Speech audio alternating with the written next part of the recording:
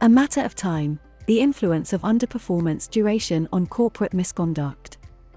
Corporate misconduct is prevalent and widely occurs. Scholars from different disciplines are concerned about corporate misconduct because its potential consequences are far beyond what organizations are capable to deal with, which can not only harm the reputation of the focal firm, but also disturb the order of the capital market and cause unpredictable losses to society. In the US, about 11% of large listed firms commit securities fraud every year. In China, around 17% of Chinese listed firms commit misconduct each year.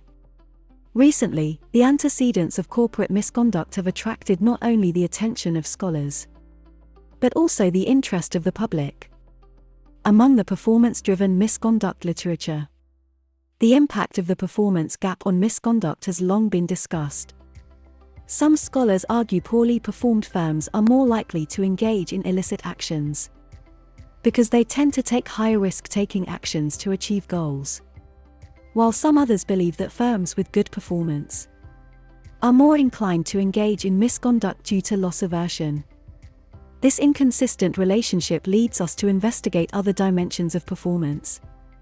That is, underperformance duration from a time perspective, compared to underperformance intensity, which describes the level of performance gap below peers.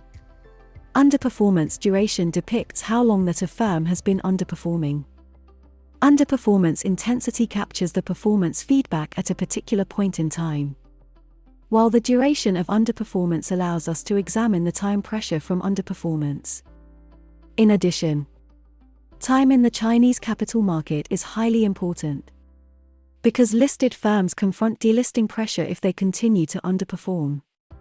In this study, we show that the length of time that a firm has been underperforming is positively associated with the likelihood of misconduct.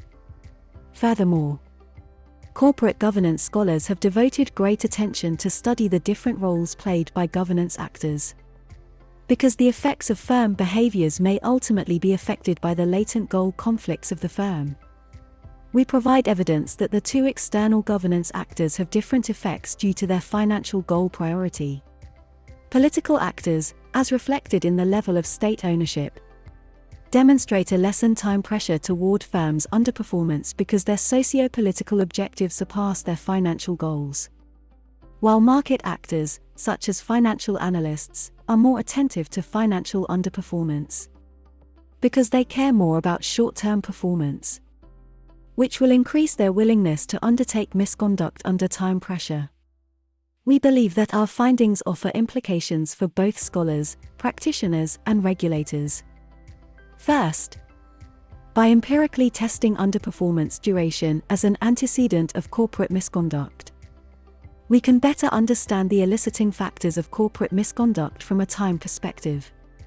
When a firm has been underperforming for a long time, the board may consider granting executives more time to resolve the problem.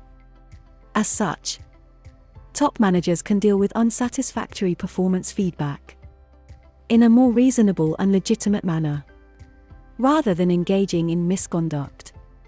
Second, regulators should be more vigilant about corporate behaviors as a firm's underperformance duration prolongs. The general view on corporate misconduct is that misconduct prevention should be our focus, rather than post hoc punishment. It is less expensive and more effective for regulators to prevent misconduct before it occurs.